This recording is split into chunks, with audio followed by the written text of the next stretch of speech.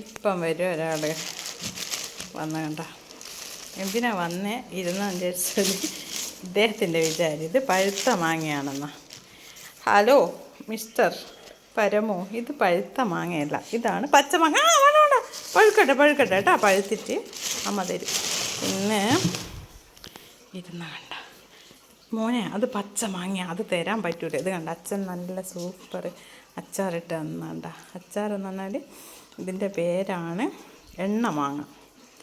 നല്ല എങ്ങനെയുണ്ട് ഇത് എല്ലാം നമ്മുടെ കാശ്മീരി ചില്ലിയാണ് ഇതിൽ വറുത്തിട്ട് ആഡ് ചെയ്ത്.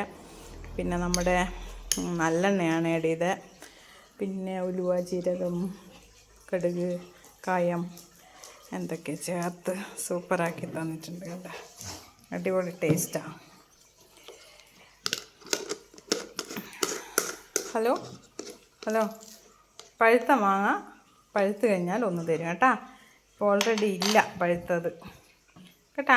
അമ്മൻ്റെ കുഞ്ഞാവാട് ചാച്ചിക്ക. ഇനി വൈകുന്നേരത്തെ പണിയുണ്ട് എനിക്ക്. ഇനി ഇവനും ഉണ്ടാകും ജോലി. എന്താണെന്ന് വെച്ചാൽ ഇവനും മുറ്റത്ത് ഞാൻ നനക്കാൻ പോകുമ്പോൾ അവനും പിന്നാലെ വരും. നനക്കുന്നതൊക്കെ നോക്കി പുറത്തോട്ട് ആരെങ്കിലും പോകുന്നുണ്ട് അവരൊക്കെ ഉള്ള ഒന്ന്